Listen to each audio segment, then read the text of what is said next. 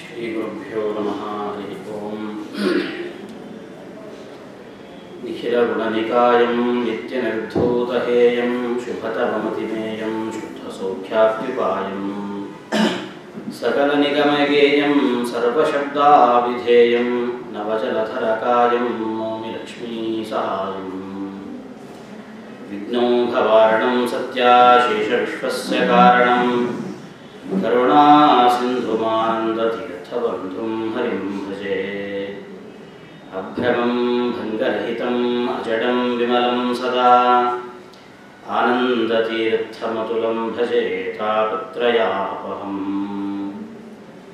दुर्वादिध्वान्तरवये वैष्णवेन्दीवरेन्दवे श्रीराघवेन्द्रगुरवे नमोऽत्यन्तदयालवे।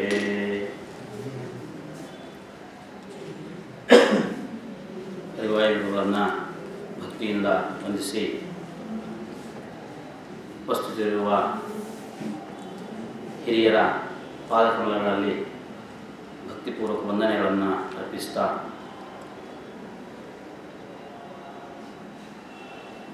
ಜೀವನ್ಮುಕ್ತಿ ಭಂಗ ಅಂತ ಈ ವಿಷಯದ ಬಗ್ಗೆ ಕೆಲವು ನಿಮಿಷಗಳು ತಮ್ಮೊಂದಿಗೆ ಹಂಚಿಕೊಳ್ತಾ ಇದ್ದೇನೆ.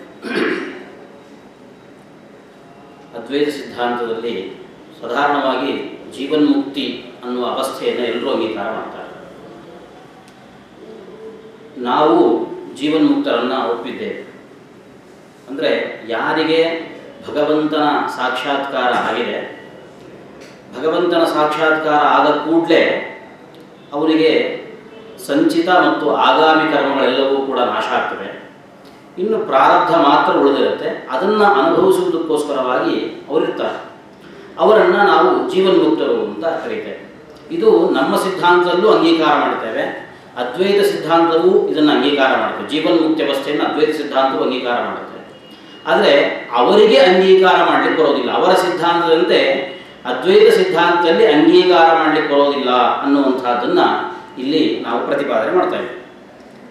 ಏನು ಜೀವನ್ಮುಕ್ತ ಅಂದರೆ ಯಾರು? ಜೀವನ್ಮುಕ್ತ ಅಂದರೆ ಯಾರು ಅಂದರೆ ಯಾರಿಗೆ ಪರಮಾತ್ಮ ತತ್ವ ಸಾಕ್ಷಾತ್ಕಾರ ಆಗಿ ಇನ್ನೂ ಈ ಪ್ರಪಂಚ ಎಲ್ಲವೂ ಕೂಡ ಅದ್ವೈತ ಸಿದ್ಧಾಂತದಂತೆ ಅಜ್ಞಾನ ಕಲ್ಪಿತವಾಗಿರತಕ್ಕಂತಹ ಪ್ರಪಂಚ, ದೇಹ ಎಲ್ಲವೂ ಕೂಡ ತೋರುತ್ತಾ ಇರುತ್ತೆ. ಯಾರಿಗೆ ಈ ರೀತಿಯಲ್ಲಿ ಪರಮಾತ್ಮ ತತ್ವ ಸಾಕ್ಷಾತ್ಕಾರ ಆದ ಮೇಲೆಯೂ ಅಜ್ಞಾನ ಕಾರ್ಯವಾದ ದೇಹಾದಿಗಳು ಯಾವನಿಗೆ ತೋರ್ತಾ ಇರ್ತಾವೋ ಅವನನ್ನು ಜೀವನ್ಮುಕ್ತ ಅಂತ ಕರೀತಾರೆ. ಹಾಗಾದರೆ ತತ್ವಜ್ಞಾನ ಬಂದಿದೆ, ಪರಮಾತ್ಮ ತತ್ವ ಸಾಕ್ಷಾತ್ಕಾರ ಆಗಿದೆ ಅಂತಂದ ಮೇಲೆ ಅಂದರೆ ಅವಿದ್ಯೆ ನಾಶ ಆಗಿದೆ. ಅವಿದ್ಯೆ ನಾಶ ಆಗಿದೆ ಅಂತಂದ ಮೇಲೆ ಅವಿದ್ಯೆಯಿಂದ ಕಲ್ಪಿತವಾದ ಈ ದೇಹವಾಗಲಿ ಪ್ರಪಂಚವಾಗಲಿ ಇದು ಕೂಡ ನಾಶ ಹೋಗಬೇಕಲ್ಲ. ಅಂದರೆ ಅದಕ್ಕೆ ಅವರು ಹೇಳುವಂತಹ ಕಾರಣ ಏನು ಅಂದರೆ, ಹೌದು ಅವಿದ್ಯಾ ನಾಶ ಆಗೋಗಿದೆ, ಇಲ್ಲ ಅಂತ ನಾವು ಹೇಳೋದಿಲ್ಲ. ಆದರೆ ಅವಿದ್ಯಾ ಸಂಸ್ಕಾರ ಉಳ್ಕೊಂಡಿತ್ತು.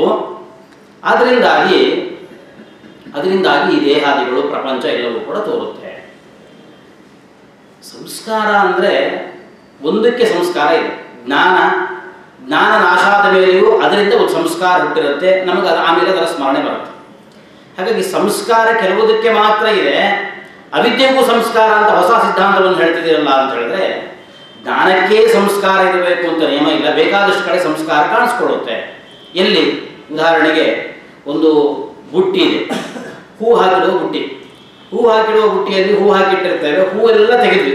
ಹೂವೆಲ್ಲ ತೆಗೆದ ಮೇಲೂ ಆ ಬುಟ್ಟಿಯನ್ನು ಮೂಸಿದ್ರೆ ಅಲ್ಲೂ ಪರಿಮಳ ಕಾಣಿಸುತ್ತೆ. ಪರಿಮಳ, ಸುಗಂಧ ಅದು ಯಾವುದರಿಂದ ಬರುವಂತಹದ್ದು? ಹೂವಿನಿಂದ ಬರುವಂತಹದ್ದು. ಆದರೆ ಅಲ್ಲಿ ಯದ್ಯಪಿ ಹೂವಿಲ್ಲದೇ ಇದ್ದರೂ ಕೂಡ ಹೂವಿನ ಪರಿಮಳ ಆ ಬುಟ್ಟಿಯಲ್ಲಿ ಕಾಣಿಸುತ್ತೆ.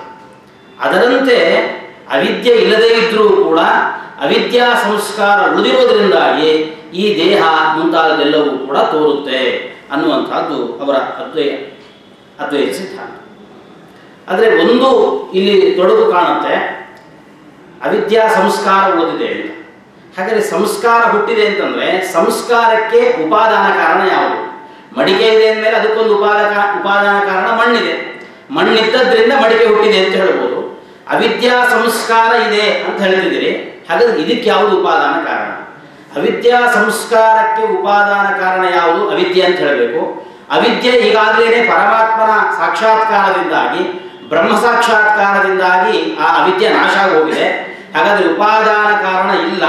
ಹಾಗಾದರೆ ಈ ಅವಿದ್ಯಾ ಸಂಸ್ಕಾರ ಅನ್ನುವ ಈ ವಸ್ತು ಹೇಗೆ ಉಳಿಯಲಿಕ್ಕೆ ಸಾಧ್ಯ ಅನ್ನುವ ಪ್ರಶ್ನೆ ಬಂದಾಗ ಅದಕ್ಕೆ ಹೇಳ್ತಾರೆ, ಇಲ್ಲ, ಬೇಕಾದಷ್ಟು ಈ ಥರದ ವಸ್ತುಗಳು ಇದ್ದಾವೆ. ಈಗ ಘಟ ಇತ್ತು, ಘಟಧ್ವಂಸ ಆಯಿತು. ಘಟಧ್ವಂಸ ಅನ್ನೋದೊಂದು ಪದಾರ್ಥ ಇದೆ. ಹಾಗಾದರೆ ಧ್ವಂಸಕ್ಕೆ ಯಾವುದು ಉಪಾದಾನ ಕಾರಣ? ಅದಕ್ಕೆ ಮೂಲಭೂತವಾದ ವಸ್ತು ಯಾವುದು? ಯಾವುದೇ ಉಪಾದಾನ ಕಾರಣ ಇಲ್ಲದೆ ಹೇಗೆ ಧ್ವಂಸ ಅನ್ನುವ ಒಂದು ವಸ್ತು ಇದೆಯೋ ಅದರಂತೆ ಉಪಾದಾನ ಕಾರಣ ಇಲ್ಲದೇನೆ ಅವಿದ್ಯಾ ಸಂಸ್ಕಾರ ಇದೆ. ಎಲ್ಲಿದೆ ಅಂತಂದರೆ ಶುದ್ಧ ಬ್ರಹ್ಮನಲ್ಲಿ ಆ ಅವಿದ್ಯಾ ಸಂಸ್ಕಾರ ಇದೆ. ಆ ಅವಿದ್ಯಾ ಸಂಸ್ಕಾರದಿಂದಾಗಿ ಈ ದೇಹ ಎಲ್ಲವೂ ಕೂಡ ತೋರುತ್ತೆ. ಸರಿಪ ಎಷ್ಟು ದಿವಸ ಹಿಂಗೆ ಆ ಅವಿದ್ಯಾ ಸಂಸ್ಕಾರ ನಾಶ ಆಗೋದಾದರೂ ಯಾವಾಗ ಅಂತ ಕೇಳಿದ್ರೆ, ಒಂದು ಸಲ ಬ್ರಹ್ಮ ಸಾಕ್ಷಾತ್ಕಾರ ಆಯಿತು, ಅವಿದ್ಯಾ ನಾಶ ಆಯಿತು. ಹೀಗೂ ಒಂದೇ ಸಲ ಆಗೋದಿಲ್ಲ ಬ್ರಹ್ಮ ಸಾಕ್ಷಾತ್ಕಾರ. ಸಾಧನೆ ಮಾಡಿದಾಗೆ ಪುನಃ ಬ್ರಹ್ಮ ಸಾಕ್ಷಾತ್ಕಾರ ಆಗ್ತಾ ಇರುತ್ತೆ. ಆನಂತರ ಆದ ಬ್ರಹ್ಮ ಸಾಕ್ಷಾತ್ಕಾರದಿಂದ ಆ ಅವಿದ್ಯಾ ಸಂಸ್ಕಾರ ನಾಶ ಆಗೋಗುತ್ತೆ. ಆ ನಂತರದಲ್ಲಿ ಆ ಚರಮ ಏನು ಸಾಕ್ಷಾತ್ಕಾರ ಇದೆ ಅದರಿಂದಾಗಿ ಅವನು ಮೋಕ್ಷವನ್ನು ಪಡೀತಾನೆ. ಅಲ್ಲಿ ತನಕ ಅವನು ಜೀವನ್ಮುಕ್ತನಾಗಿರ್ತಾನೆ. ಹಾಗಾದರೆ ಜೀವನ್ಮುಕ್ತಿಗೆ ಮುಖ್ಯವಾಗಿ ಬೇಕಾಗಿರತಕ್ಕಂಥದ್ದು ಯಾವುದು? ಅವಿದ್ಯಾ ಸಂಸ್ಕಾರ. ಒಂದು ಅವಿದ್ಯಾ ಸಂಸ್ಕಾರ ಅಥವಾ ಅವಿದ್ಯಾ ಲೇಷ ಅಂತ ಎರಡು ಶಬ್ದಗಳನ್ನು ಆಡಿದ್ದಾರೆ.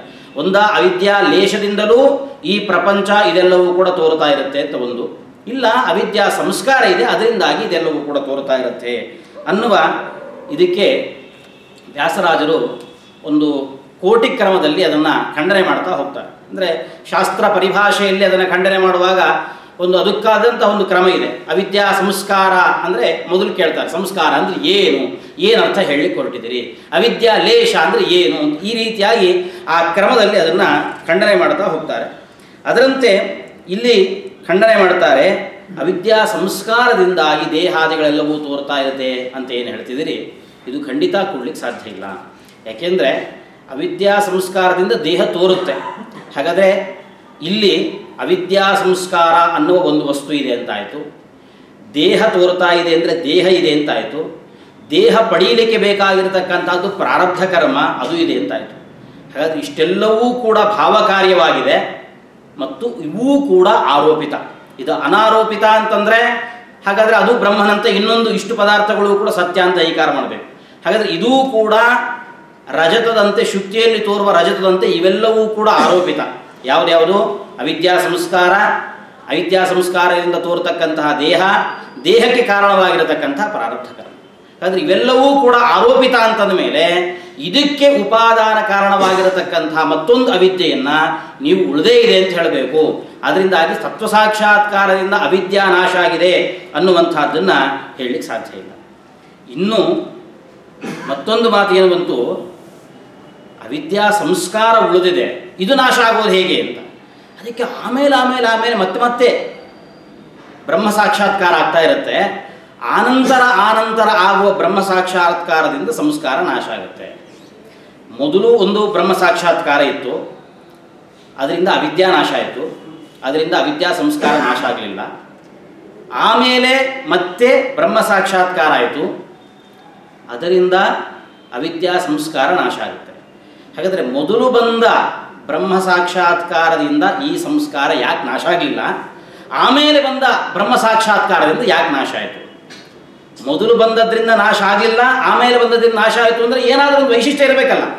ಇದಕ್ಕಿಂತಲೂ ಕೂಡ ಅದಕ್ಕೆ ಹೆಚ್ಚಿನ ಪ್ರಾಶಸ್ತ್ಯ ಇರಬೇಕು. ಏನು ಪ್ರಾಶಸ್ತ್ಯ? ಇದು ವಿಶೇಷವಾಗಿ ಬ್ರಹ್ಮನ ಗುಣಗಳನ್ನು, ಅವಯವಗಳನ್ನು ಮತ್ತೇನನ್ನು ವಿಷಯೀಕರಿಸುತ್ತೆ, ಅಧಿಕವಾದ ವಸ್ತುವನ್ನು ವಿಷಯೀಕರಿಸುತ್ತೆ. ಆದ್ದರಿಂದಾಗಿ ಅದರಿಂದ ಸಂಸ್ಕಾರ ಹೋಯಿತು, ಮೊದಲನೇದರಿಂದ ಸಂಸ್ಕಾರ ಹೋಗಲಿಲ್ಲ ಅಂತ ಹೇಳಬೇಕು.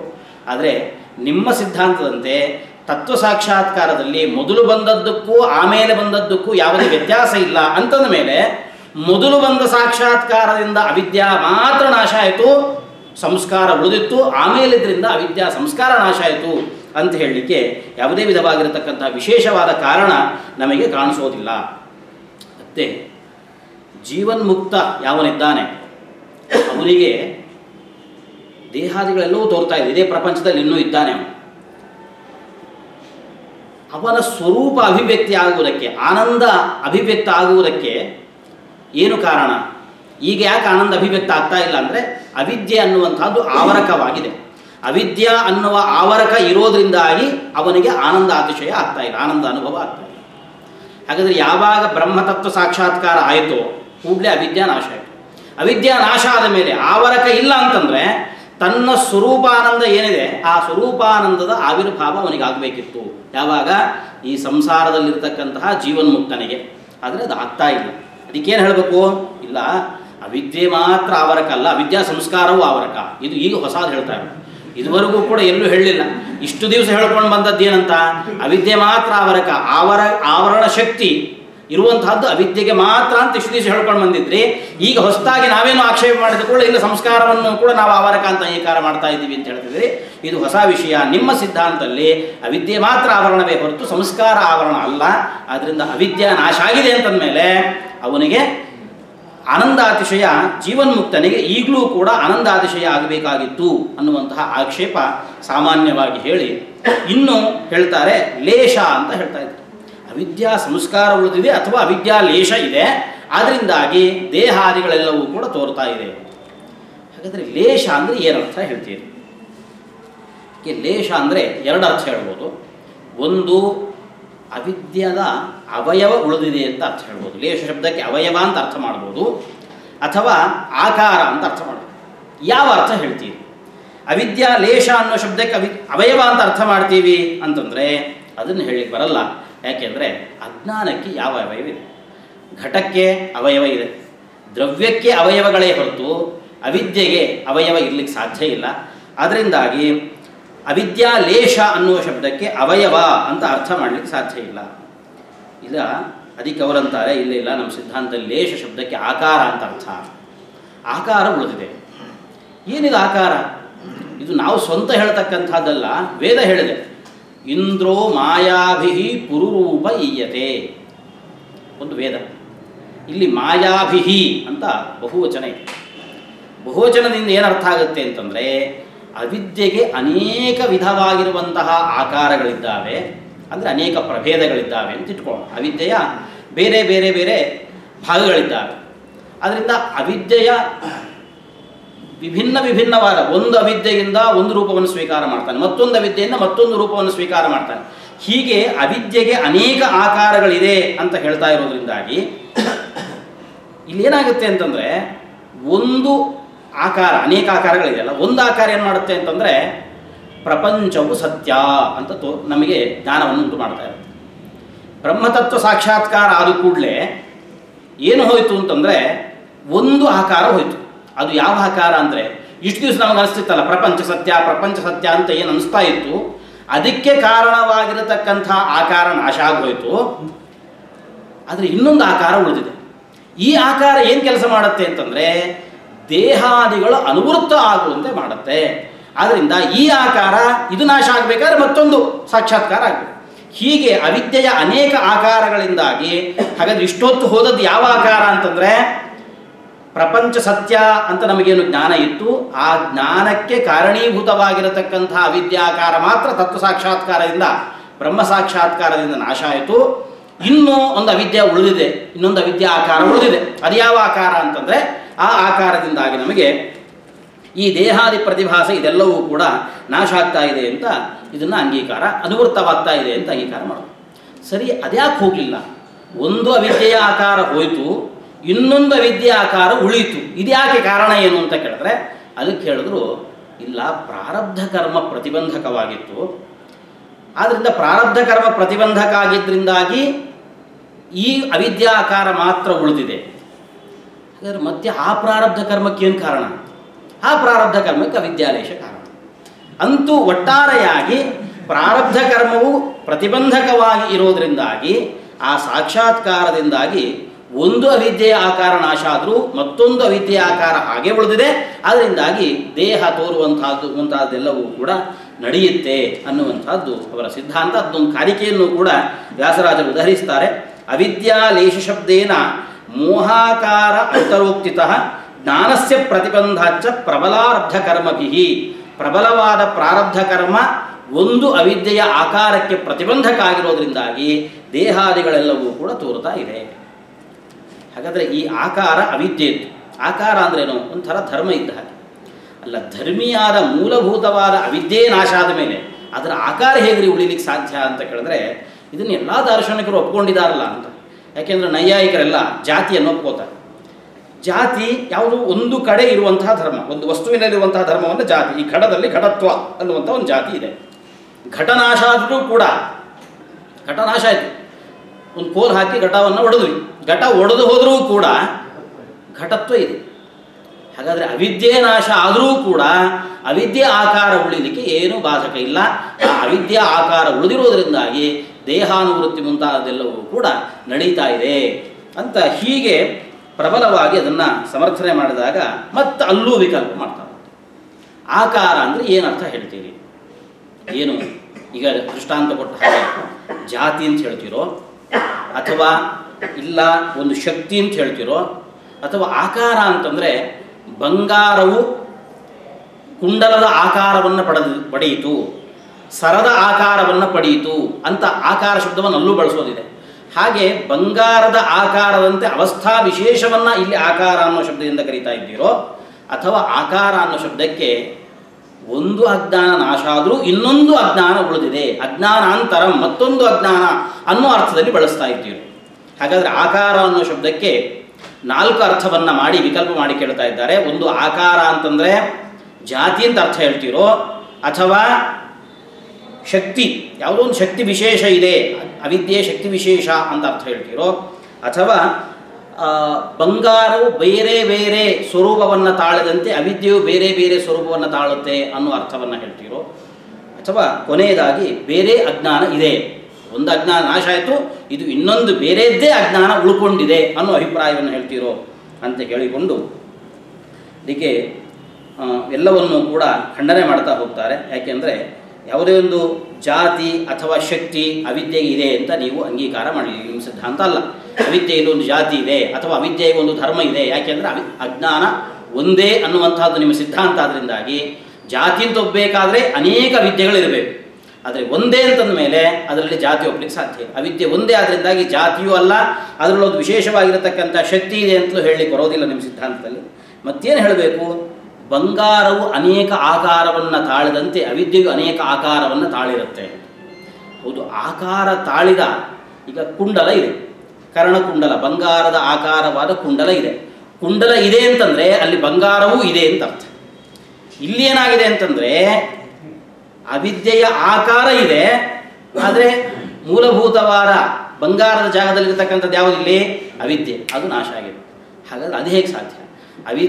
ಅವಸ್ಥಾ ವಿಶೇಷವನ್ನು ಪಡೆದಿರತಕ್ಕಂತಹ ವಸ್ತು ಇರಬೇಕು ಅಂದರೆ ಮೂಲಭೂತವಾದ ವಸ್ತು ಇರಬೇಕು. ಹಾಗಾದರೆ ಅವಿದ್ಯೆ ನಾಶ ಆಗಿ ಹೋದ ಮೇಲೆ ಅದರ ಆಕಾರ, ಅದರ ವಿಶೇಷ ಅದು ಮಾತ್ರ ಉಳಿಯಲಿಕ್ಕೆ ಸಾಧ್ಯ ಇಲ್ಲ ಎಂಬುದಾಗಿ ಅದನ್ನು ಖಂಡನೆ ಮಾಡಿದ್ದಾರೆ. ಇನ್ನೊಂದು ಬೇರೆ ಅಜ್ಞಾನ ಇದೆ ಅಂತ ಹೇಳಬೇಕು. ಹೀಗೆ ಅನೇಕ ಅಜ್ಞಾನಗಳನ್ನು ಒಪ್ಪಲಿಕ್ಕೆ ಸಾಧ್ಯ ಇಲ್ಲ. ಅನೇಕ ಅಜ್ಞಾನಗಳಿದೆ ಅಂತ ಯಾರಿಗೂ ಹೇಳಲಿಕ್ಕೆ ಸಾಧ್ಯ ಇಲ್ಲ. ಒಬ್ಬರಿಗೆ ಎದುರುಗಡೆ ಒಂದು ಕಲ್ಲಿದೆ, ಆ ಕಲ್ಲನ್ನು ನೋಡಿ ಎಷ್ಟು ಒಂದು 5-6 ಜನ ಎದುರುಗಡೆ ನಿಂತವರು ಅದನ್ನು ಮಡಿಕೆ ಅಂತ ತಿಳ್ಕೊಂಡು, ಒಬ್ಬನಿಗೆ ಸಮೀಚೀನವಾದ ಜ್ಞಾನ ಬಂತು. ಏನಂತ? ಇಲ್ಲ ಇಲ್ಲ, ಅದು ಕಲ್ಲೇ, ಅದು ಮಡಿಕೆ ಅಲ್ಲ ಅಂತ ಜ್ಞಾನ ಬಂತು. ಅಲ್ಲಿ ಅನೇಕ ಅಜ್ಞಾನಗಳಿವೆ. ಮತ್ತು ಇನ್ನೊಂದು ಅದ್ವೈತ ಸಿದ್ಧಾಂತದಂತೆ ಅಜ್ಞಾನ ಎಲ್ಲಿರೋದು ಅಂತ ಕೇಳಿದ್ರೆ ಅಜ್ಞಾನ ವಿಷಯದಲ್ಲಿರೋದು ಅಂತ ಹೇಳ್ತಾರೆ. ಅಂದರೆ ವಸ್ತು ಎದುರುಗಡೆ ಕಾಣುವ ವಸ್ತುವಲ್ಲಿದೆ ಅಂತ. ಕಲ್ಲು ಎದುರುಗಡೆ ಒಂದು ಕಲ್ಲಿತ್ತು, ಅದನ್ನೆಲ್ಲರೂ ಕೂಡ ಮಡಿಕೆ ಅಂತ ತಿಳ್ಕೊಂಡ್ರು. 4 ಜನರು ಹಾಗೆ ತಿಳ್ಕೊಂಡಿದ್ರು. ಅಷ್ಟರಲ್ಲಿ ಒಬ್ಬನಿಗೆ ಜ್ಞಾನ ಬಂತು, ಇಲ್ಲ ಇಲ್ಲ ಅದು ಮಡಿಕೆ ಅಲ್ಲ, ಅದು ಕಲ್ಲು. ಆದರೆ ಅವನಿಗೆ ಈ ಜ್ಞಾನ ಬರಲಿಕ್ಕೆ ಸಾಧ್ಯ ಇಲ್ಲ. ಯಾಕೆಂದರೆ ಆ ಜ್ಞಾನ ಬರಬೇಕು ಅಂದರೆ ಅಲ್ಲಿ ಅಜ್ಞಾನ ನಾಶ ಆಗಬೇಕು. ಅಜ್ಞಾನ ಎಷ್ಟಿದೆ? ತುಂಬ ಅಜ್ಞಾನಗಳಿದೆ. ಇವನಿಗೆ ಬಂದ ಜ್ಞಾನದಿಂದ ಒಂದು ಅಜ್ಞಾನ ನಾಶ ಆಯ್ಕೆ ಹೊರತು ಇನ್ನೂ ಅನೇಕ ಅಜ್ಞಾನಗಳು ಅಲ್ಲಿರೋದ್ರಿಂದಾಗಿ ಇವನಿಗೆ ಜ್ಞಾನ ಬಂದರೂ ಕೂಡ ಉಪಯೋಗಕ್ಕಿಲ್ಲ. ಅದು ಇವನಿಗೆ ಸರಿಯಾದ ಜ್ಞಾನ ಬಂದರೂ ಕೂಡ ಅದು ಕಲ್ಲು ಅಂತ ತಿಳ್ಕೊಳ್ಳಿಕ್ಕೆ ಇವನಿಗೆ ಸಾಧ್ಯ ಇಲ್ಲ. ಅದಕ್ಕಿನ್ನೇನು ಹೇಳಬೇಕು? ಪ್ರತಿಪುರುಷನೇಯತ ಅಂತ ಹೇಳಬೇಕು. ಒಬ್ಬೊಬ್ಬ ವ್ಯಕ್ತಿಗೆ ಸಂಬಂಧಪಟ್ಟ ಒಂದೊಂದು ಅಜ್ಞಾನ ಇದೆಯಪ್ಪ. ಈಗ ಚೈತ್ರ, ಮೈತ್ರ, ದೇವದತ್ತ, ಯಜ್ಞದತ್ತ 4 ಜನ ನೋಡ್ತಿದ್ದಾರೆ ಅಂತಂದರೆ ಚೈತ್ರನದ್ದೇ ಸಂಬಂಧಪಟ್ಟ ಒಂದು ಅಜ್ಞಾನ ಇದೆ. ಅದು ಚೈತ್ರನಿಗೆ ಜ್ಞಾನ ಬಂದು ಕೂಡಲೇ ಚೈತ್ರನ ಅಜ್ಞಾನ ನಾಶ ಆಯಿತು. ಮೈತ್ರನಿಗೆ ಸಂಬಂಧಪಟ್ಟ ಅಜ್ಞಾನ ಇದೆ, ಅದು ಮೈತ್ರನ ಜ್ಞಾನ ಬಂದು ಕೂಡ ಅದು ನಾಶ ಆಯಿತು, ಅವರವ್ರಿಗೆ ಜ್ಞಾನ ಬರುತ್ತೆ ಅಂತ ಹೇಳಿದ್ರೆ ಇದು ಪ್ರಪಂಚದಲ್ಲಿ ಎಲ್ಲಿಯೂ ಕೂಡ ಕಂಡದ್ದಿಲ್ಲ ಅಂತ ಹೇಳ್ತಾರೆ. ಏಕೆಂದರೆ ಆವರಕವಾದದ್ದು ಒಂದೇ ಇರುತ್ತೆ ಯಾವತ್ತಿಗೂ. ಅದು ಒಬ್ಬೊಬ್ಬ ವ್ಯಕ್ತಿಗೆ ಒಂದೊಂದು ಅಂತ ಇರಲ್ಲ. ಕತ್ಲಿದೆ, ಕತ್ಲಲ್ಲಿ ಇಟ್ಟಿರತಕ್ಕಂಥ ಒಂದು ವಸ್ತು, ಆ ವಸ್ತು ಕಾಣಲಿಕ್ಕೆ ನಮಗೆ ಕತ್ತಲು ಆವರಣ. ಆ ಲೈಟ್ ಹಾಕಿದ ಕೂಡಲೇ ಕತ್ತಲು ಹೋಗುತ್ತೆ, ಆ ವಸ್ತು ನೋಡುವ ಎಲ್ರಿಗೂ ಕಾಣಿಸುತ್ತೆ. ಇಲ್ಲಿ ಯಾರಾದರೂ ಹೇಳೋದಿದೆಯಾ? ಇಲ್ಲ, ಅವನಿಗೆ ಸಂಬಂಧಪಟ್ಟ ಕತ್ಲು ಮಾತ್ರ ಹೋಯಿತು, ಇವನಿಗೆ ಸಂಬಂಧಪಟ್ಟ ಕತ್ಲು ಇನ್ನೊಂದಿದೆ, ಅದಕ್ಕೆ ಇನ್ನೊಂದು ಸ್ವಿಚ್ ಹಾಕಿದ ಮೇಲೆ ಇವನಿಗೆ ಜ್ಞಾನ ಬರುತ್ತೆ. ಇಲ್ಲ, ಆವರಕ ಯಾವತ್ತಿಗೂ ಕೂಡ ಅದು ಒಂದೇ. ಅದರಿಂದಾಗಿ ಅಜ್ಞಾನ ಅದು ಒಂದೇ ಹೊರತು ಅನೇಕ ಅಜ್ಞಾನ ಅನ್ನುವಂತಹ ಪಕ್ಷವೂ ಕೂಡ ಸರಿಯಾಗುವಂತಹದ್ದಲ್ಲ. ಆದ್ದರಿಂದ ಒಟ್ಟಾರೆಯಾಗಿ ಅವಿದ್ಯಾ ಲೇಷ ಉಳಿದಿದೆ ಅಂತಲೂ ಹೇಳಲಿಕ್ಕೆ ಬರಲ್ಲ. ಆ ಲೇಷ ಶಬ್ದಕ್ಕೆ ಅವಯವ ಅಂತಲೂ ಅರ್ಥ ಮಾಡಲಿಕ್ಕೆ ಸಾಧ್ಯ ಇಲ್ಲ, ಅಥವಾ ಲೇಷ ಶಬ್ದಕ್ಕೆ ಆಕಾರ ಅಂತ ಅರ್ಥ ಮಾಡ್ತೀವಿ ಅಂತಂದರೂ ಅದನ್ನೂ ಕೂಡ ಹೇಳಲಿಕ್ಕೆ ಸಾಧ್ಯ ಇಲ್ಲ. ಮತ್ತು ಈಗ ಜೀವನ್ಮುಕ್ತನಿಗೆ ಅಧ್ಯಾಸ ಇದೆ. ಅಧ್ಯಾಸ ಅಂದರೆ ಭ್ರಾಂತಿ ಇದೆ. ಈ ದೇಹ ಇವೆಲ್ಲವೂ ಕೂಡ ಅವನಿಗೆ ಕಾಣಿಸ್ತಾ ಇದೆ, ಆರೋಪಿತವಾಗಿರತಕ್ಕಂಥದ್ದು ದೇಹ ಪ್ರಪಂಚ ಎಲ್ಲವೂ ಕೂಡ ಅವನಿಗೆ ಕಾಣಿಸ್ತಾ ಇದೆ. ನಾವು ಕೇಳ್ತೇವೆ, ಈಗ ಕಾಣಿಸ್ತಾ ಇದೆಯಲ್ಲ, ಅವರಲ್ಲಿ ಏನು ಅಂತಂದರೆ ಚರಮ ಸಾಕ್ಷಾತ್ಕಾರ ಅಂತ ಕೊನೆಯ ಒಂದು ಸಾಕ್ಷಾತ್ಕಾರ ಬರುತ್ತೆ. ಅದು ಬಂದ ಕೂಡಲೇ ಮೋಕ್ಷ ಆಯಿತು ಅಂತ ಅರ್ಥ. ಆದರೆ ಚರಮ ಸಾಕ್ಷಾತ್ಕಾರ ಬಂದ ಮೇಲೆ ಈ ದೇಹ ಪ್ರತಿಭಾಸಾದಿಗಳು ಉಳಿದಿರುತ್ತೋ ಇಲ್ವೋ ಅಂತ ಹೇಳ್ತಾರೆ. ಇಲ್ಲ ಇಲ್ಲ, ಆವಾಗ ಉಳಿದಿರೋಲ್ಲ. ಚರ್ಮ ಸಾಕ್ಷಾತ್ಕಾರ ಬಂದಾಗ ಈ ದೇಹ ತೋರುವಂಥದ್ದು ಯಾವುದೂ ಕೂಡ ಇರಲ್ಲ. ಹಾಗಾದರೆ ಈಗಲೂ ಇರಬಾರ್ದು.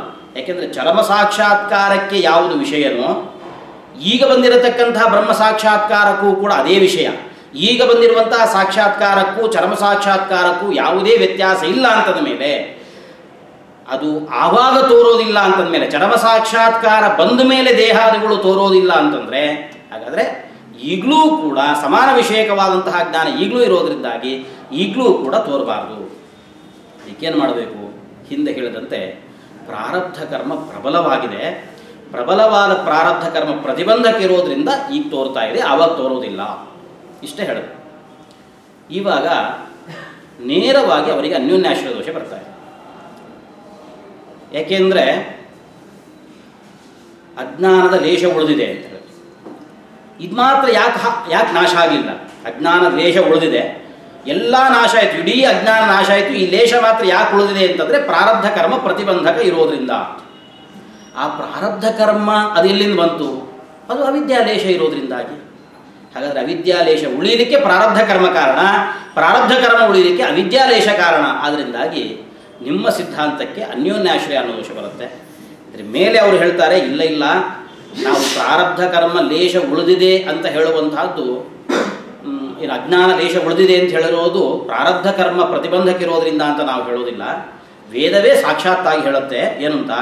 ಭೂಯಶ್ಚಾಂತೆ ವಿಶ್ವಮಾಯಾ ನಿವೃತ್ತಿ ಅಂತ ಒಂದು ಶ್ರುತಿ. ತಸ್ಯಾಭಿಧ್ಯಾನಾತ್ ಯೋಜನಾತ್ ತತ್ವಭಾವಾತ್ ಭೂಯಶ್ಚಾಂತೆ ವಿಶ್ವಮಾಯಾ ನಿವೃತ್ತಿ. ಅಂದರೆ ವಿಶ್ವಮಾಯ ಅಂದರೆ ಅಜ್ಞಾನ, ಅದು ಭೂಯ ನಿವರ್ತತೆ. ಅಂತೆ ಅಂದರೆ ಚರಮ ಸಾಕ್ಷಾತ್ಕಾರ ಆದಾಗ ಭೂಯ ಮತ್ತೊಮ್ಮೆ ನಿವೃತ್ತಿ ಆಗುತ್ತೆ ಅಂತ ಅಲ್ಲಿ ಸ್ಪಷ್ಟವಾಗಿ ಹೇಳ್ತಾರೆ. ಭೂಯಶ್ಚ ಅಂತೆ ವಿಶ್ವಮಾಯಾ ನಿವೃತ್ತಿ. ಅಂತೆ ಅಂದರೆ ಚರಮ ಸಾಕ್ಷಾತ್ಕಾರ ಆದಾಗ ಭೂಯ ವಿಶ್ವಮಾಯಾ ನಿವೃತ್ತಿ ಅಂದರೆ ಮತ್ತೊಮ್ಮೆ ವಿಶ್ವಮಾಯ ಅನ್ನುವಂಥದ್ದು ನಿವೃತ್ತಿ ಆಗುತ್ತೆ, ಅಜ್ಞಾನ ಅನ್ನೋದು ನಿವೃತ್ತಿ ಆಗುತ್ತೆ. ಹಾಗಾದರೆ ಮತ್ತೊಮ್ಮೆ ಅಜ್ಞಾನ ನಿವೃತ್ತಿ ಆಗಬೇಕಾದ್ರೆ ಮೊದಲೊಂದು ಬಾರಿ ನಿವೃತ್ತಿ ಆಗಿದೆ, ಮತ್ತೊಮ್ಮೆ ನಿವೃತ್ತಿ ಆಗಬೇಕು ಅಂದರೆ ಅದಕ್ಕೆ ಅರ್ಥ ಏನು ಅಂತಂದರೆ ಈವಾಗ ಅವಿದ್ಯೆಯ ಲೇಷ ಉಳಿದಿದೆ ಅಂತ ಅರ್ಥ. ಹೀಗಾಗಿ ಸ್ಪಷ್ಟವಾಗಿ ವೇದವೇನೇ ಭೂಯಶ್ಚಾಂತೆ ವಿಶ್ವಮಾಯಾ ನಿವೃತ್ತಿ ಅನ್ನುವಂಥ ವೇದ ಈವಾಗ ಅವಿದ್ಯಾಲೇಷ ಇದೆ ಅಂತ ಹೇಳಲಿಕ್ಕೆ ಪ್ರಮಾಣ. ಅದರಿಂದ ಪ್ರಾರಬ್ಧ ಕರ್ಮ ಪ್ರತಿಬಂಧಕ ಇರೋದರಿಂದಾಗಿ ಅವಿದ್ಯಾಲೇಷ ಉಳಿದಿದೆ ಅಂತ ನಾವು ಹೇಳೋದಿಲ್ಲ.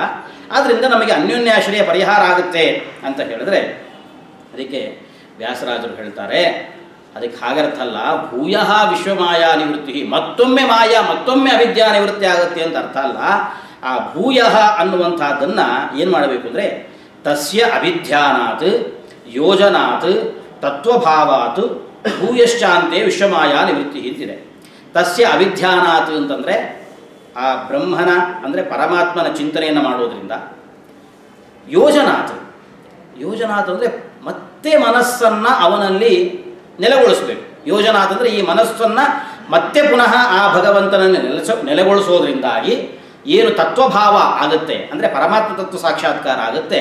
ಅದರಿಂದಾಗಿ ವಿಶ್ವಮಾಯಾ ನಿವೃತ್ತಿ. ಇಲ್ಲಿ ಭೂಯ ಅನ್ನೋದನ್ನು ಎಲ್ಲಿ ಅನ್ವಯ ಮಾಡ್ಕೋಬೇಕು ಅಂತಂದರೆ ತಸ್ಯ ಅವಿಧ್ಯಾನಾತ್ ಭೂಯ ಯೋಜನಾತ್. ಭಗವಂತನ ಚಿಂತನೆಯನ್ನು ಮಾಡಿದ ನಂತರದಲ್ಲಿ ಪುನಃ ಪುನಃ ಮನಸ್ಸನ್ನು ಅವನಲ್ಲಿ ಲಗ್ನಗೊಳಿಸೋದ್ರಿಂದಾಗಿ ವಿಶ್ವಮಾಯಾ ನಿವೃತ್ತಿ, ಅಜ್ಞಾನ ಕಳೆಯುತ್ತೆ ಅಂತ ಈ ರೀತಿಯಾಗಿ ಅರ್ಥ ಮಾಡಬೇಕು. ಅದರಿಂದಾಗಿ ಭೂಯ ಅನ್ನೋದು ವಿಶ್ವಮಾಯಕ್ಕೆ ಅನ್ವಯ ಅಲ್ಲ, ಭೂಯ ಯೋಜನಾತ್ ಅಂತ ಇಲ್ಲಿಗೆ ಅನ್ವಯ ಮಾಡಿಕೊಳ್ಬೇಕು. ಇದರ ಮೇಲೆ ಅದ್ವೈತ ಸಿದ್ಧಿಯಲ್ಲಿ ಆಕ್ಷೇಪ ಮಾಡ್ತಾರೆ. ನೋಡ್ರಿ, ಭೂಯಶ್ಚಾಂತೆ ವಿಶ್ವಮಾಯಾ ನಿವೃತ್ತಿ ಅಂತ ಇದೆ. ಭೂಯ ಅನ್ನೋ ಶಬ್ದ ಎಲ್ಲಿಗೆ ಹತ್ರ? ವಿಶ್ವಮಾಯಾ ಶಬ್ದಕ್ಕೆ ಅರ್ಥ ಅದಕ್ಕೆ ಹತ್ರ. ಭೂಯಶ್ಚಾಂತೆ ವಿಶ್ವಮಾಯಾ ನಿವೃತ್ತಿ ಅನ್ನೋಲ್ಲಿ ಆ ಭೂಯ ಅನ್ನೋ ಶಬ್ದ ಯಾವುದಕ್ಕೆ ಹತ್ತಿರದಲ್ಲಿದೆ ಅಂತಂದರೆ ವಿಶ್ವಮಾಯಾ ಅನ್ನೋ ಶಬ್ದಕ್ಕೆ ಹತ್ತಿರದಲ್ಲಿದೆ. ಹಿಂದಾಗಲೇ ಯೋಜನಾತ್ ಅಂತ ದೂರದಲ್ಲಿದೆ. ಎಲ್ಲೋ ದೂರದಲ್ಲಿರತಕ್ಕಂತಹ ಯೋಜನಾತ್ ಅನ್ನೋದರ ಜೊತೆಗೆ ಈ ಭೂಯ ಅನ್ನೋದನ್ನು ಅನ್ವಯ ಮಾಡೋದರ ಬದಲಾಗಿ ಹತ್ತಿರದಲ್ಲಿರತಕ್ಕಂತಹ ವಿಶ್ವಮಾಯ ಅನ್ನೋದ್ರ ಜೊತೆಗೆ ಅನ್ವಯ ಮಾಡ್ಬೋದಲ್ಲ. ಇದು ಯೋಗ್ಯವಾಗಿರತಕ್ಕಂಥ ಅನ್ವಯ, ನಾವು ತೋರಿಸಿರ್ತಕ್ಕಂಥ ಅನ್ವಯ ಯೋಗ್ಯವಾದದ್ದು, ನೀವು ಹೇಳ್ತಕ್ಕಂಥ ಅನ್ವಯ ದೂರದ್ದು ಅಂತ.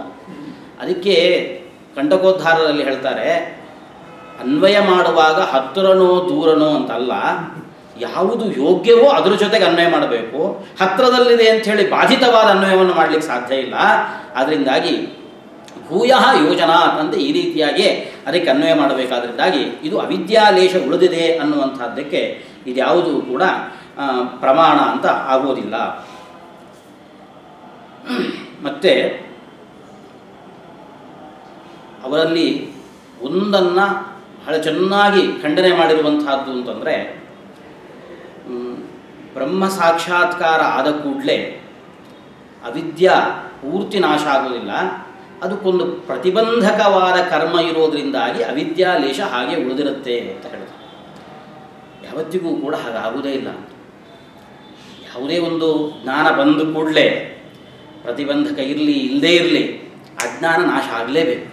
ಜ್ಞಾನ ಬಂದ ಕೂಡಲೇ ಬೆಳಕು ಹಾಕಿದ ಲೈಟ್ ಹಾಕಿದ್ವಿ, ಲೈಟ್ ಹಾಕಿದ ಕೂಡಲೇ ಪ್ರತಿಬಂಧಕವಾಗಿರುವಂಥ ಕತ್ಲು ಹೋದ ಕೂಡಲೇ ಇದು ಘಟ ಅಂತ ಜ್ಞಾನ ಬಂತು. ಇದು ಘಟ ಅಂತ ಜ್ಞಾನ ಬಂದ ಕೂಡಲೇ ಅದಕ್ಕಿಂತ ವಿರುದ್ಧವಾದ ಘಟದ ಅಜ್ಞಾನ ತನ್ನಷ್ಟಕ್ಕೆ ತಾನೇ ನಾಶ ಆಗಿ ಹೋಗುತ್ತೆ ಹೊರತು ಜ್ಞಾನ ಬಂದ ಮೇಲೆ ಒಂದು ಪ್ರತಿಬಂಧಕವನ್ನು ನೋಡಿ ಅಜ್ಞಾನ ಹೋಗೋದು ಅಂತ ಎಲ್ಲಿಯೂ ಕೂಡ ಇಲ್ಲ. ಹೇಗೆ ಒಂದು ವಸ್ತು ಹುಟ್ಟಿದ ಕೂಡಲೇ, ಈಗ ಘಟ ಹುಟ್ಟಿತು, ಘಟ ಹುಟ್ಟೋದಕ್ಕಿಂತ ಮುಂಚೆ ಘಟದ ಪ್ರಾಗಭಾವ ಇತ್ತು, ಘಟ ಹುಟ್ಟಿದ ಕೂಡಲೇ ಘಟದ ಪ್ರಾಗಭಾವ ತನ್ನಷ್ಟಕ್ಕೆ ತಾನೇ ನಾಶ ಆಗುತ್ತೆ. ಅದಕ್ಕೊಂದು ಪ್ರತಿಬಂಧಕ ಇರೋದ್ರಿಂದ ಈ ಘಟದ ಪ್ರಾಗಭಾವ ನಾಶ ಆಗಲಿಲ್ಲ, ಯಾರೂ ಕೂಡ ಈ ಮಾತನ್ನು ಆಡೋದು. ಅದರಿಂದ ಒಂದು ವಸ್ತು ಹುಟ್ಟಿದ ಕೂಡಲೇ ಅದರ ಪ್ರಾಗಭಾವ ಹೇಗೆ ನಾಶ ಆಗುತ್ತೋ, ಜ್ಞಾನ ಹುಟ್ಟಿದ ಕೂಡಲೇ ಜ್ಞಾನದ ಪ್ರಾಗಭಾವ ಹೇಗೆ ನಾಶ ಆಗುತ್ತೋ, ಜ್ಞಾನ ಹುಟ್ಟಿದ ಕೂಡಲೇ ಯಾವ ಮಧ್ಯದ ಅಡಚಣೆಯನ್ನು ನಿರೀಕ್ಷಿಸದೆ ಅಜ್ಞಾನ ಅನ್ನೋದು ಪೂರ್ಣವಾಗಿ ನಾಶ ಆಗಲೇಬೇಕು.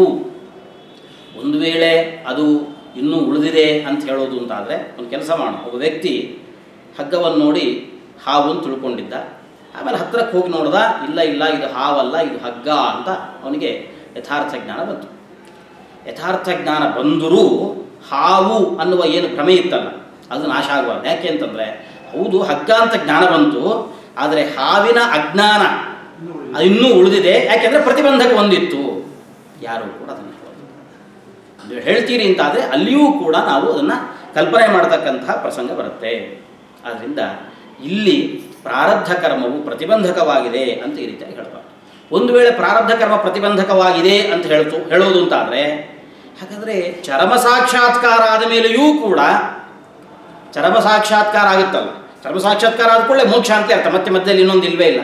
ಚರಮ ಸಾಕ್ಷಾತ್ಕಾರ ಆದ ಮೇಲೆಯೂ ಕೂಡ ಪ್ರಾರಬ್ಧ ಕರ್ಮ ಪ್ರತಿಬಂಧಕ ಇರೋದರಿಂದಾಗಿ ಇನ್ನೂ ಅವಿದ್ಯಾಲೇಶ ಉಳಿದಿದೆ ಅಂತ ನೀವು ಎಲ್ಲೆಲ್ಲಿ ಯಾವುದ್ಯಾವುದನ್ನು ಕೊನೆಗೆ ಮೋಕ್ಷಕ್ಕೆ ಕಾರಣ ಅಂತ ಹೇಳ್ತೀರೋ ಅಲ್ಲೆಲ್ಲ ಕಡೆಯಲ್ಲಿಯೂ ಕೂಡ ಈ ಪ್ರಾರಬ್ಧ ಕರ್ಮವನ್ನು ಪ್ರತಿಬಂಧಕ ಅನ್ನುವ ನಿಮ್ಮ ಯುಕ್ತಿಯನ್ನು ಪುನಃ ಪುನಃ ಬಳಸಲಿಕ್ಕೆ ಸಾಧ್ಯ ಆಗ್ತದೆ. ಅದಕ್ಕೆ ಅವರಂದರು ಯಾವುದಕ್ಕೆ ಪ್ರಾರಬ್ಧ ಕರ್ಮ ಪ್ರತಿಬಂಧಕ ಆದರೂ ಚರಮ ಸಾಕ್ಷಾತ್ಕಾರ ಬಂದ ಮೇಲೆ ಅವಿದ್ಯಾ ಉಳಿಲಿಕ್ಕೆ ಅದು ಪ್ರತಿಬಂಧಕ ಆಗಲಿಕ್ಕೆ ಸಾಧ್ಯ ಇಲ್ಲ. ಯಾಕೆಂದರೆ ಚರಮ ಸಾಕ್ಷಾತ್ಕಾರ ಬರುವಷ್ಟೊಳಗಡೆ ಏನು ಪ್ರಾರಬ್ಧ ಕರ್ಮ ಇತ್ತಲ್ಲ ಅದು ಭೋಗಿಸಿ ಭೋಗಿಸಿ ಭೋಗಿಸಿ ಆ ಪ್ರಾರಬ್ಧ ಕರ್ಮ ನಾಶ ಆಗಿತ್ತು. ಇನ್ನೂ ಪ್ರತಿಬಂಧಕವಾಗಲಿಕ್ಕೆ ಪ್ರಾರಬ್ಧ ಕರ್ಮನೇ ಉಳಿದಿರಲಿಲ್ಲ. ಅದರಿಂದ ಅದು ಯಾವುದಕ್ಕೆ ಪ್ರತಿಬಂಧಕ ಆಗುತ್ತೆ? ಅದಕ್ಕೆ ತಕ್ಷಣ ಅಲ್ಲಿ ನಾವು ಹಿಡಿದು ಬಿಡ್ತೇವೆ. ಹಾಗಾದರೆ ಆ ಪ್ರಾರಬ್ಧ ಕರ್ಮ ಒಂದು ಯಾವುದರಿಂದ ನಾಶ ಆಯಿತು? ಅದು ಭೋಗದಿಂದ ನಾಶ ಆಯಿತು.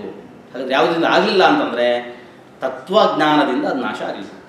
ಯಾವುದು ತತ್ವಜ್ಞಾನದಿಂದ ನಾಶ ಆಗುತ್ತೋ, ನಾಶ ಆಗೋದಿಲ್ವೋ, ಯಾವುದು ತತ್ವಜ್ಞಾನ ಬಂದ ಮೇಲೆಯೂ ಕೂಡ ನಾಶ ಆಗೋದಿಲ್ವೋ ಅದು ಸತ್ಯ.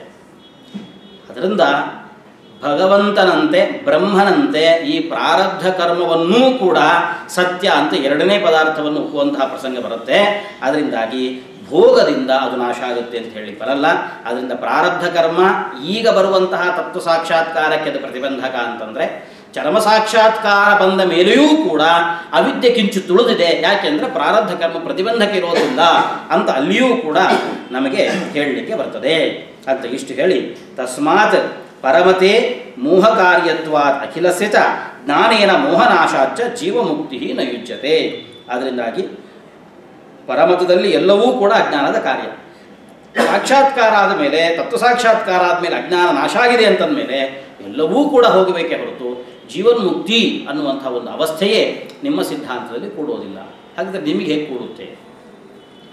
ನಮಗೆ ತತ್ವ ಸಾಕ್ಷಾತ್ಕಾರ ಆದ ಕೂಡಲೇ ಮೋಕ್ಷ ಅಂತ ನಾವೇನು ಅಂಗೀಕಾರ ಮಾಡಲಿಲ್ಲ. ಯಾಕೆಂದರೆ ತತ್ವ ಸಾಕ್ಷಾತ್ಕಾರ ಆದ ಮೇಲೆಯೂ ಕೂಡ ಬ್ರಹ್ಮನ ಪರಮಾತ್ಮನ ಅಪರೋಕ್ಷ ಜ್ಞಾನ ಬಂದ ಮೇಲೆಯೂ ಕೂಡ ಖಂಡಿತ ಮೋಕ್ಷ ಸಿದ್ಧ ಆಗೋದಿಲ್ಲ. ಮತ್ತೇನಾಗಬೇಕು ಅಂತಂದರೆ ಭಗವಂತನ ಅನುಗ್ರಹ ಅಂತ ಒಂದು ಬೇಕು, ಪ್ರಸಾದ ಅಂತ ಒಂದು ಬೇಕು ಅನ್ನೋದನ್ನು ಮಧ್ಯೆ ನಾವು ಅಂಗೀಕಾರ ಮಾಡಿದ್ದೇವೆ. ಆ ಪ್ರಸಾದ ಬರೋದು ಯಾವಾಗ, ಆ ಅನುಗ್ರಹ ಆಗೋದು ಯಾವಾಗ ಅಂತಂದರೆ ಭಕ್ತಿಯ ಪರಾಕಾಷ್ಠೆಯನ್ನು ತಲುಪಿದಾಗಲೇ ಭಗವಂತನ ಅನುಗ್ರಹ ಆಗುತ್ತೆ. ಹಾಗಾದರೆ ಅವನಿಗೆ ಬ್ರಹ್ಮ ಸಾಕ್ಷಾತ್ಕಾರ ಆಗಿದೆ, ಇನ್ನು ಭಗವಂತನ ಪ್ರಸಾದ ಆಗಲಿಲ್ಲ. ಈ ಅವಸ್ಥೆ ಮಧ್ಯದಲ್ಲಿರ್ತಕ್ಕಂಥ ಸ್ಥಿತಿ ಏನಿದೆ, ಇದನ್ನು ನಾವು ಜೀವನ್ಮುಕ್ತಿ ಅಂತ ನಾವಿದನ್ನು ಅಂಗೀಕಾರ ಮಾಡಲಿಕ್ಕೆ ನಮಗೆ ಸಾಧ್ಯತೆ ಇದೆ, ನಿಮಗೆ ಮಾತ್ರ ಇದು ಸಾಧ್ಯ ಇಲ್ಲ. ಇನ್ನೇನು ಹೇಳಬೇಕು? ಪ್ರಸಾದವನ್ನು ಒಪ್ಪಲಿಕ್ಕೆ ಏನು ಪ್ರಮಾಣಗಳು? ಯಾರೂ ಒಪ್ಪಿಲ್ಲ, ನೀವು ಮಾತ್ರ ಒಪ್ಪಲಿಕ್ಕೆ ಏನು ಪ್ರಮಾಣ ಅಂತ ಕೇಳಬೇಕು. ಅದಕ್ಕೆ ಬೇಕಾದಷ್ಟು ಪ್ರಮಾಣಗಳನ್ನು ಶ್ರೀಮದ್ ಆಚಾರ್ಯರು ಭಾಷೆಯಲ್ಲಿಯೂ ಕೂಡ ತೋರಿಸಿದ್ದಾರೆ. ಯಮೈ ವೈಷವೃಣತೆ ತೇನ ಲಭ್ಯ. ಭಗವಂತ ಯಾರ ಬಗ್ಗೆ ಅವನು ಅನುಗ್ರಹವನ್ನು ಮಾಡ್ತಾನೋ ಅವನಿಗೆ ಮಾತ್ರ ಮೋಕ್ಷವೇ ಹೊರತು ಮತ್ತಾರಿಗೂ ಕೂಡ ಇಲ್ಲ ಮುಂತಾಗಿರತಕ್ಕಂತಹ ಬೇಕಾದಷ್ಟು ಪ್ರಮಾಣಗಳು ಗೀತೆಯ ವಾಕ್ಯಗಳನ್ನು ಹೇಳಿ ಆ ಪ್ರಸಾದ ಒಂದು ಮಧ್ಯದಲ್ಲಿ ಭಗವಂತನ ಅನುಗ್ರಹ ಅಂತ ಒಂದಿದೆ. ಆ ಅನುಗ್ರಹ ಆಗೋ ತನಕ ಅವನು ಸಾಧನೆಯನ್ನು ಮಾಡ್ತಾ ಇರಬೇಕು. ಅದಕ್ಕೋಸ್ಕರವಾಗಿ ಈ ಜೀವನ್ಮುಕ್ತಿ ಅವಸ್ಥೆ ಅನ್ನೋದು ನಮಗೆ ಕೂಡುತ್ತೆ ಅಂತ ಸುಧಾದಲ್ಲಿ ಜಯತೀರ್ಥರು ಇನ್ನೂ ಟೀಕಾಚಾರ್ಯರು ಇನ್ನೂ ಚೆನ್ನಾಗಿ ಹೇಳ್ತಾರೆ. ಒಂದು ವೇಳೆ ಸಾಕ್ಷಾತ್ಕೃತ ಪರಬ್ರಹ್ಮಣಾಂ ಸದ್ಯ ಶರೀರಾದಿಪಾದೆ ಸರ್ವೇ ಪಿಪದೇಶಾ ವಾತಪುತ್ರೀಯಾ ಪ್ರಸಜ್ಜೇರನ್ ಅಂತ. ಭಗವಂತನ ಸಾಕ್ಷಾತ್ಕಾರ ಆಯಿತು, ಆದ ಕೂಡಲೇ ಇವನಿಗೆ ದೇಹ ನಾಶ ಆಗಿ ಹೋಯಿತು, ತಕ್ಷಣ ಇವನು ಮೋಕ್ಷಕ್ಕೆ ಹೋದ ಅಂತಂದರೆ ನಮಗೆ ದೇವರು ಹೀಗಿದ್ದಾನೆ ಹಾಗಿದ್ದಾನೆ ಅಂತ ಅನೇಕ ವಾಕ್ಯಗಳನ್ನು ಕೇಳಿಸ್ಕೋತೇವೆ. ದೇವರು ಅಂದರೆ ಅವನಿಂಥದ್ದು ಆಕಾರಗಳಿದೆ, ಅವನಿಗೆ ಇಂತಹ ಸ್ವರೂಪ ಇದೆ ಅಂತೆಲ್ಲ ಹೇಳ್ತಾರಲ್ಲ, ಅದೆಲ್ಲ ಸುಳ್ಳು ಅಂತಾಯಿತು. ಯಾಕೆಂದರೆ ಯಾರು ಬ್ರಹ್ಮನನ್ನು ನೋಡಿದ್ದಾರೋ ಅವರು ಬರೆದಿಡ್ಲಿಕ್ಕಿರಲಿಲ್ಲ, ಉಪದೇಶ ಮಾಡಲಿಕ್ಕೆ ಅವ್ರು ಇರಲಿಲ್ಲ, ಅವರು ತಕ್ಷಣ ಮೋಕ್ಷಕ್ಕೆ ಹೋಗಿ ಆಗಿದೆ. ಯಾರು ಉಪದೇಶ ಮಾಡ್ತಿದ್ದಾರೆ ಈಗ ಅವರು ಯಾರೂ ಕೂಡ ಬ್ರಹ್ಮನನ್ನು ನೋಡಿದವರಲ್ಲ, ಸುಮ್ಮನೆ ಹಾಗೆ ಏನೋ ಬೊಗಳೆ ಬಿಡ್ತಿದ್ದಾರೆ ಅಂತಾಗುತ್ತೆ. ಅದರಿಂದಾಗಿ ನಮ್ಮ ಸಿದ್ಧಾಂತದಲ್ಲಿ ಆ ಜೀವನ್ಮುಕ್ತಿ ಅವಸ್ಥೆ ಅನ್ನುವಂಥದ್ದು ಭಗವಂತನ ಪ್ರಸಾದ ಅನ್ನುವಂಥದ್ದು ನಮ್ಮ ಸಿದ್ಧಾಂತದಲ್ಲಿ ಕೂಡುತ್ತೆ ಹೊರತು ಅದು ಅದ್ವೈತ ಸಿದ್ಧಾಂತದಲ್ಲಿ ಅದು ಕೂಡಲಿಕ್ಕೆ ಸಾಧ್ಯ ಇಲ್ಲ ಎಂಬುದಾಗಿ ಆ ಜೀವನ್ಮುಕ್ತಿ ಭಂಗ ಅನ್ನುವಂತಹ ಪ್ರಕರಣದಲ್ಲಿ ವ್ಯಾಸರಾಜರು ಸಮರ್ಥನೆ ಮಾಡಿದ್ದಾರೆ. ಒಂದು